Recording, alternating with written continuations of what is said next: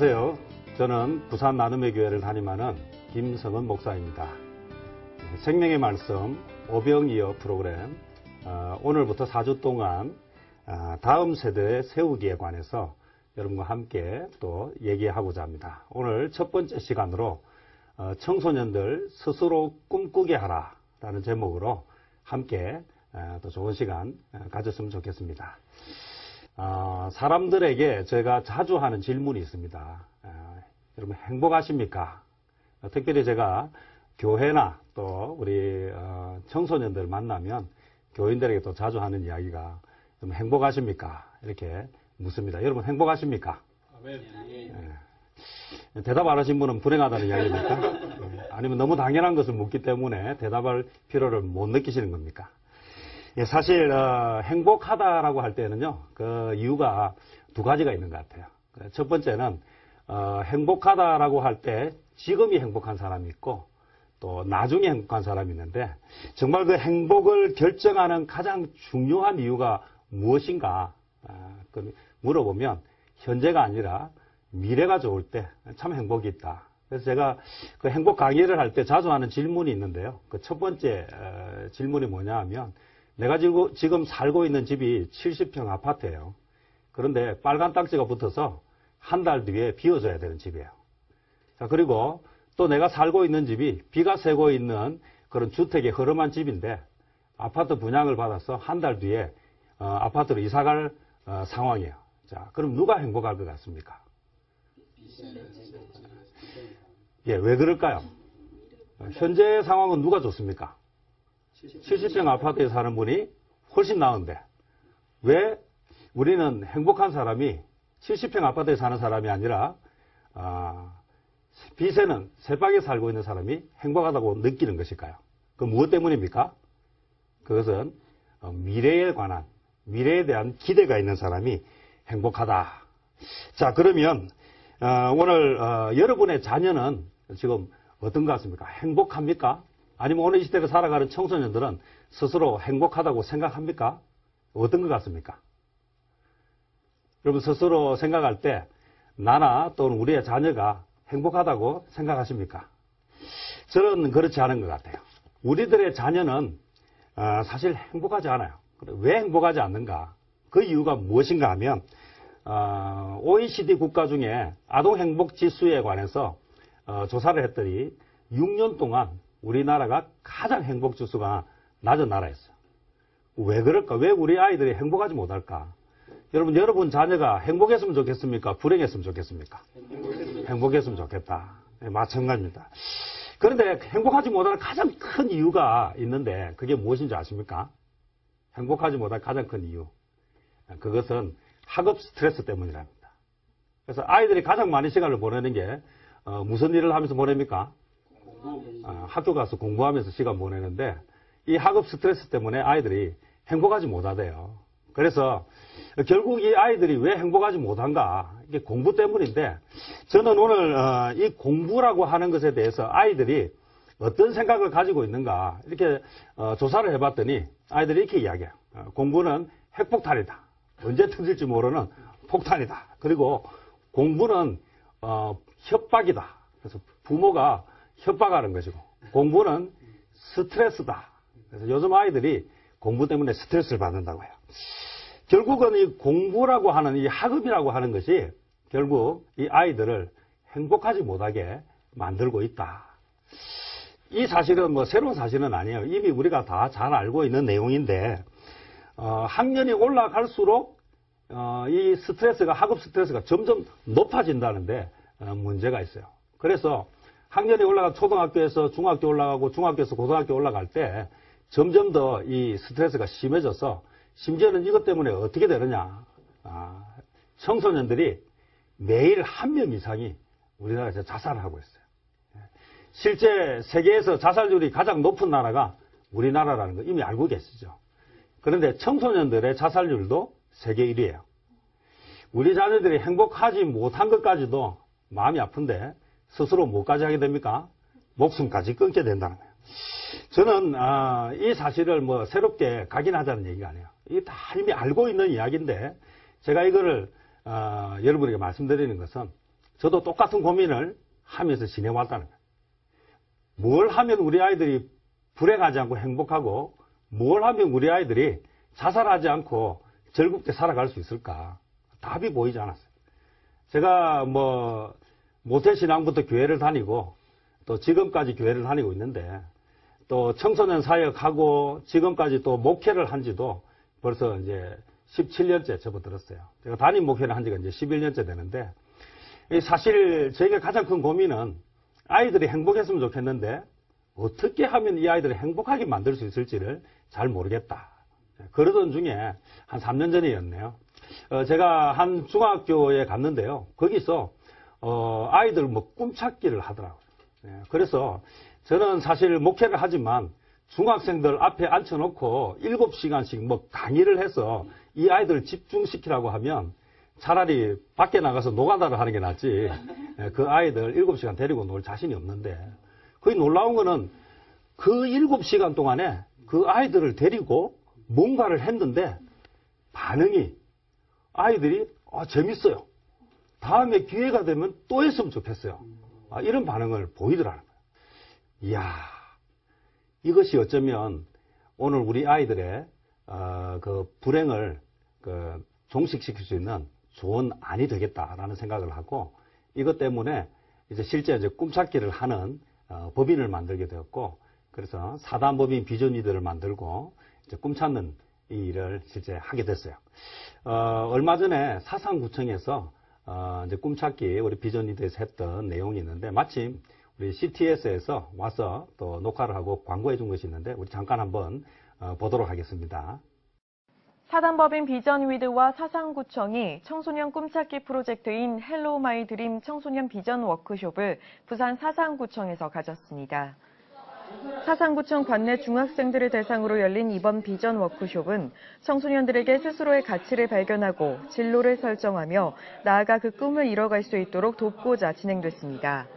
워크숍을 마련한 사단법인 비전위드는 하나님의 비전을 품은 청소년과 가정을 세우고자 설립된 단체로 드림 아카데미와 비전 캠프, 다중지능센터 등의 사역을 펼치고 있으며 크리스천 대안학교 비전위드 크리스천 스쿨을 준비 중입니다.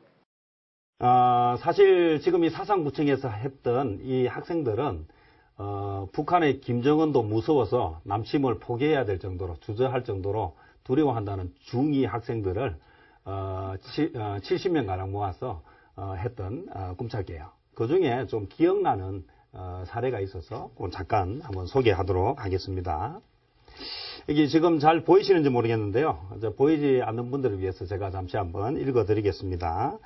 하기 전에는 하고 싶은 꿈과 어른들이 하라고 하는 꿈 사이에서 방황했다.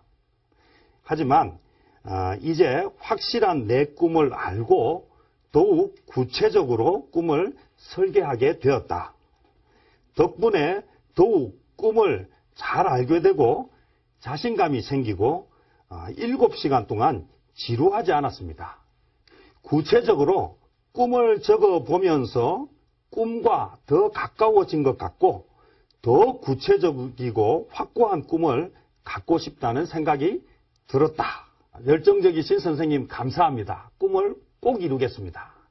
자, 저는 여기에서 한 가지 중요한 이야기를 하고 싶은데 무엇이 이 청소년들을 이 짧은 시간에 이렇게 변하게 만들었나라고 하는 것입니다. 저는 그 변화에 있어서 가장 중요한 핵심이 뭐냐 하면 꿈을 꾸라고 하는 것이 아니라 실제 꿈을 꾸게 만들어주는 것이라고 저는 이야기합니다. 한마디로 워크숍을 통해서 실제 하게 하는 것이라. 자기가 하고 싶은 것이 있는 청소년하고 자기가 하고 싶은 것이 없는 청소년하고는 살아가는 게 완전히 달라요. 특별히 제가 그 일산에 있을 때 그 인라인을 타는 아이들을 봤어요. 일산 호수공원에서 그 인라인 타는 아이들이 그 인라인을 막 묘기를 부르는 엑스스포츠처럼 묘기를 부르고 하는데 자주 넘어지고 자주 다쳐요. 그래서 제가 물어봤어요. 야, 이거 너무 위험하지 않냐? 그러다가 다치지 않냐? 이렇게 얘기했더니 저는 팔이 부러져가지고 기부스를 한 적이 있어요. 저는 머리가 깨져가지고 구면 흉터가 있어요. 그렇게 말하는데 이 아이들이 행복해 하더라. 무엇이 이 아이들로 하여금 그렇게 다치고 그렇게 힘든 시간들을 견디게 만들었냐. 하고 싶은 것을 하고 자기가 되고 싶은 것을 향해서 가니까 열정이 엄청나게 나오더라.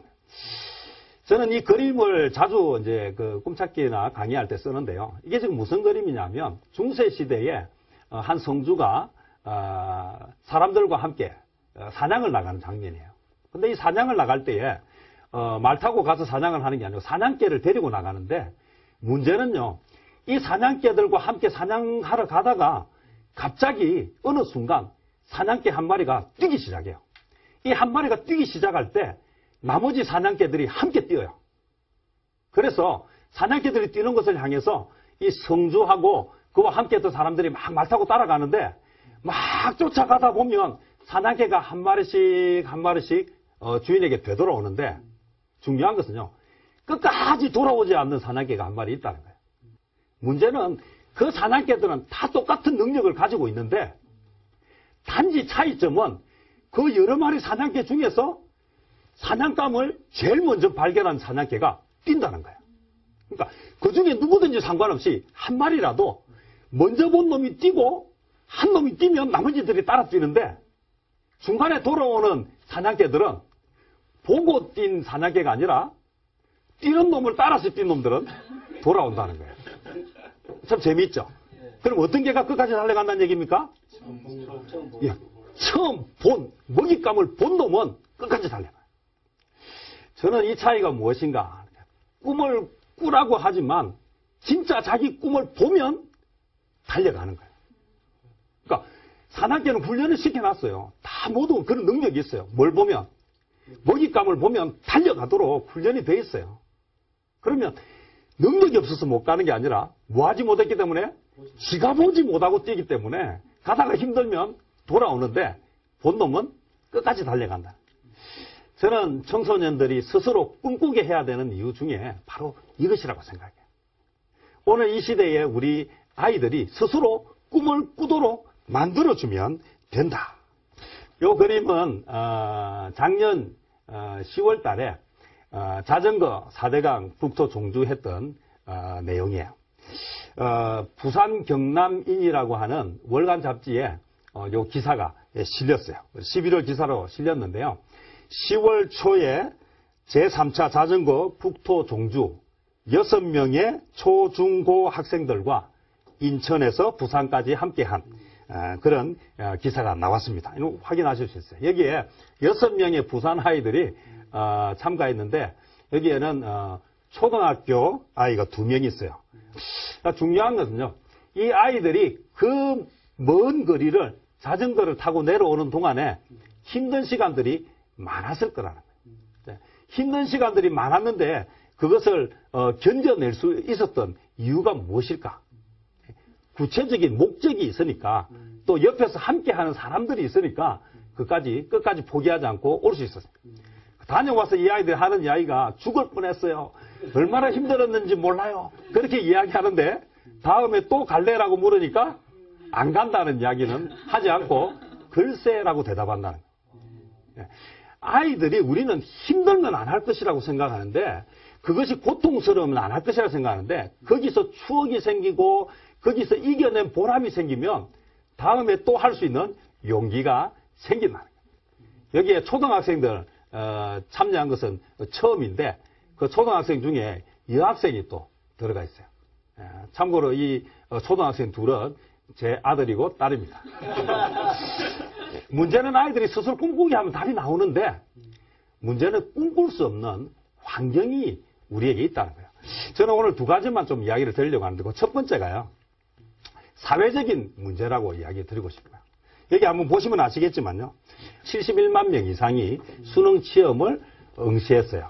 자, 그런데 20개 대학, 상위의 20개 대학의 입학 정원이 얼마냐 하면 52,446명이에요. 이걸 프로테이지로 하면 7.4%예요.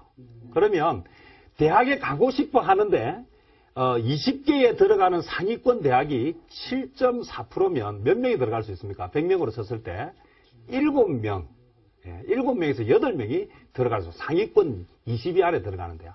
소위 말하는 스카이 대학에 들어가려고 하면 거기에 입학 정원이 얼마냐 하면 1248명이에요. 자, 그러면 전체 수능 시험자 중에 스카이 대학을 들어갈 수 있는 학생들은 몇 프로나 되는가? 프로테이지를 딱 치면 1.4%예요. 자, 그러면 100명에 몇 명이 들어가냐면 1명 반 채 못 들어가는 거예요.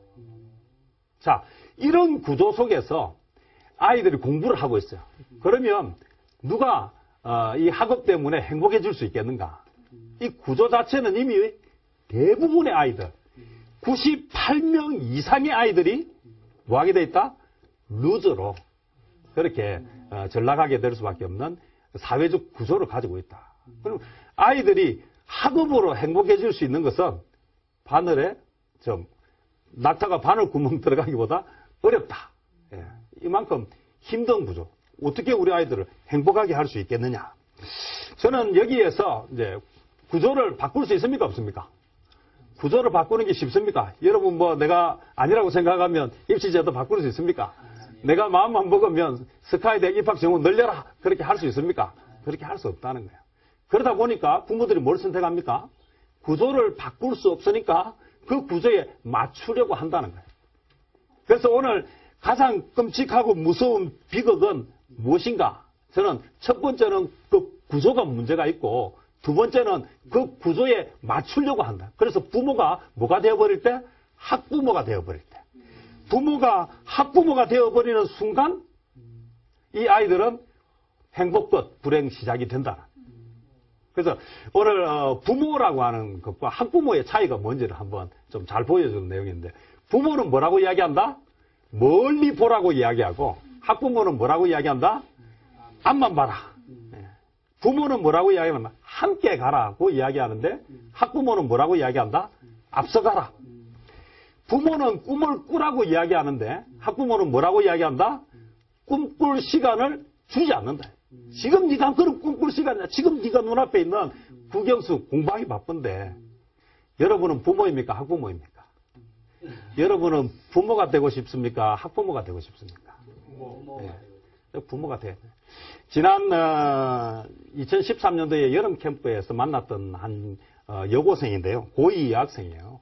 그래서 뭐 이 아이는 모든 시간에 참여를 참 열심히 하기는 하는데 문제는 아주 뭐 신나서 참석하지는 않아요. 그래서 뭐 꿈을 써라고 하니까 꿈도 쓰고 뭘 하는데 그게 이제 하나를 뭐를 썼냐면 이런 꿈을 쓴다는 거예요. 자기 꿈은 글 쓰는 작가. 그런데 거기에다가 갈로를 해서 물음표를 찍어놨어요. 그래 이 아이는 글 쓰는 작가가 꿈인데 왜 물음표를 찍어놨을까? 이렇게 물어봤더니 이 아이가 하는 말이 돈벌이가 안 되잖아요. 꿈은 글 쓰는 작가가 되고 싶은데 문제는 돈벌이가 안 된다는 거예요. 그래서 이 꿈을 꿀 수가 없는 거예요. 자, 그러면 문제는 거기서 거치는 게 아니에요. 그래도 뭐 돈벌이가 안 돼도 할 수는 있잖아요. 그 누가 반대하는 거예요? 부모님이 반대하는 거예요. 야, 글 써가지고 밥 먹고 살기 어려우니까 절대로 안 돼. 저는 이 아이가 그런데 시간이 지나면서 프로그램이 지난 캠프가 진행되는 중에 조금씩 바뀌어서 결국은 뭐라고 이야기하는가 하면 나도 행복해도 되나요? 그건 이제 뭘 선택했냐면 엄마 때문에 내 꿈을 포기하지 않겠다. 비록 돈이 되지 않을지 몰라도 내가 되고 싶은 것을 해야 되겠다. 그래서 내가 행복해야 되겠다라고 생각하고 이 아이가 나도 행복해도 된다는 것을 알게 되어서 너무 기뻐요. 그래서 나도 행복해도 되나요? 이런 이야기를 하더라는 거예요. 저는 청소년들이 스스로 꿈꾸게 하라고 하는 부분에 대해서 정말 중요하게 생각합니다. 꿈꿀 수 있도록 만드는 것이 오늘 이 시대의 청소년들을 살리는 아주 중요한 일이 될 것이다. 구체적으로 이제 꿈을 꾸라고 할 때 어떻게 꿈을 꾸어야 되는지 말만 하지 말고 꿈을 꾸도록 도와줘야 되는. 그래서 실제 제가 하는 사역 중에서 가장 중요한 사역은 아이들이 실제 이제 와서 꿈을 꿀 수 있도록 그래서 한 7시간 심지어는 우리 2박 3일 비전 캠프를 통해 가지고 그 시간 왜 꿈을 가져야 되는 꿈을 가질 수 있다는 것을 가르쳐 주는 일들을 하는데요. 저는 그 한석봉 어머니가 한석봉 글쓰기 힘들어 할 때 그렇게 이야기하고 우리 잘 알고 있지만요. 어떻게 했습니까? 불을 꺼놓고 예? 너는 글을 써라. 나는 뭐 한다? 떡을 썰마. 예. 그래서 불을 꺼놓고 나서 다 떡 썰고 글 쓰고 나서 불을 켰더니 엄마는 불을 켰을 때나 껐을 때나 한결같이 떡을 썰었는데 예? 그 한석봉은 어떻게 썼습니까? 예, 비뚤비뚤하게 제대로 글이 되지 않더라. 그래서 그렇게 할 것 같으면 공부를 하지 마라. 제대로 해라. 똑바로 해라. 그렇게 가르쳐줍니다. 글쓰기를 가르쳐 준 것이 아니에요. 한석봉 어머니가 한석봉에게 글쓰기를 가르쳐 준 것이 아니에요. 한국에 한석봉 어머니가 있었다면 저는 미국에 벤 카슨이라고 하는 유명한 외과 의사의 어머니가 있었어요. 이 어머니는 할렘가에서 미혼모로 아이를 키우는, 그래서 정부에서 주는 보조금을 받아서 생활할 수밖에 없는, 배운 것도 없고 가진 것도 없는, 그냥 그렇게 살아가면서 소망 없이 살아야 되는데 이 엄마가 이 아이에게 꿈을 꾸게 해줬어요. 어떻게 그게 가능했을까? 한석봉 어머니가 한석봉에게 어떻게 꿈을 꾸게 가르쳤는가? 저는 이 원리는 같다 생각해요. 직접 꿈을 꾸게 하는 것이 아니라, 직접 글을 쓰게 하는 것이 아니라 어떻게 살아가는지를 보여주는 거예요. 자, 이 벤 카슨의 어머니는 정부에서 주는 보조금만 받아도 살아갈 수 있었어요. 미혼모에다가 그래서 생활력이 없고 배운 것이 없기 때문에. 그런데 이 엄마는 내가 정부로부터 도움을 받고 아무것도 하지 않으면서 사는 것보다는 내가 힘이 있을 때 건강하게 성실하게 사는 모습을 보여주는 것이 이 아이가 어떻게 살아야 되는지를 보여준다고 생각하고, 그래서 똑같은 돈이면 나가서 일하는 것을 선택했어요. 오늘 이 어머니가 삶으로 보여줬어요. 무엇을요? 꿈꾸게. 어떻게 살아야 되는지. 사람은 일하면서 살아야 되고, 사람은 근면하게 살아야 되고, 성실하게 살아야 되고, 정직하게 살아야 된다는 것을 보여주었다. 이 엄마가 교회를 다니면서 기도하는 중에 늘 하나님 앞에 기도했어요. 하나님, 저는 가진 것도 없고 아는 것도 없고 내 자녀를 키울 재주가 없습니다. 하나님, 나에게 지혜를 주십시오. 어떻게 하면 우리 아이를 잘 키울 수 있겠습니까? 그렇게 지혜를 달라고 기도했더니 하나님이 그 엄마에게 지혜를 주셨어요. 그래서 자기가 일하러 간 집에, 그 부잣집에 가서 일하는데 이 사람들은 도대체 왜 이렇게 부자로 사는 것일까? 어떻게 하면 우리 아이가 부자로 살아갈 수 있을까? 적어도 사회에서 필요한 사람이 될까라고 생각하고 그렇게 기도 보니까 보이더라. 그래서 하루는 그 주인에게 물어봤어요. 뭐라고 물어봤는데, 아니 당신은 도대체 어떻게 시간을 보내느냐? 그 주인이 이렇게 이야기하다. 나는 책을 보면서 시간을 보낸다. 자, 그런데 이 엄마가 알았어요. 책을 읽는구나. 그럼 우리 아이에게 책을 읽게 해줘야 되겠구나. 근데 그 부잣집에는 서재도 있고 책도 많은데 나는 책도 없고 책 사줄 돈도 없는데 그럼 어떻게 해야 되는가? 각 나라마다 뭐가 있습니까? 도서관이 있다. 그래서 이 엄마가 이 아이에게, 엄마가 가서 일하고 늦게 돌아오는 동안에 뭐하라? 집에서 놀지 말고 학교 마치면 도서관에 가서 매일 책 2권 이상 봐라. 그래 가서 책을 읽어오게 하고 네가 읽은 책이 뭔지 엄마한테 얘기를 해달라. 그러니 이 아이는 읽은 것을 정리해서 요약해서 말해주기 시작했고, 그러한 것이 결국 이 아이로 하여금 뭐하게 만들었다? 꿈꾸게 만들었어요. 저는 오늘 우리가 뭔가 많은 것이 있고 내가 가진 것이 있어야 꿈을 꾸게 할 수 있다라고 생각하는 이런 고정관념에서 좀 벗어났으면 좋겠어요. 그래서 하나님은 우리가 절대로 어리석게 살기를 원치 않아요. 지혜를 구하면 하나님께서 그 지혜를 주시고 그 지혜는 우리의 아이들을 꿈꾸게 만들 것입니다. 예, 오늘 강의를 좀 정리하려고 합니다. 다음 세대, 우리 자녀들 행복했으면 좋겠죠. 자녀가 행복하면 부모가 행복합니다. 문제는 부모가 자녀를 행복하게 도와주지 못하고 오히려 걸림돌이 되는 경우가 많구나. 부모가 학부모가 되는 그 순간 오늘 우리에게 있어서 아이들이 꿈꿀 수 있도록 도와주는 일에 우리의 마음을 좀 더 집중하고, 그래서 좋은 부모, 그래서 학부모가 아니라 아이들을 꿈꾸게 도와주는 그런 부모가 되고 다음 세대를 그렇게 섬길 수만 있다면, 구체적으로 꿈꾸기만 해준다면 이 우리의 청소년들, 우리의 다음 세대가 정말 행복해질 것입니다. 이상으로 오늘의 강의를 마치도록 하겠습니다. 한 주 동안 평안하시고 다음 주 이 시간에 다시 찾아뵙겠습니다. 감사합니다.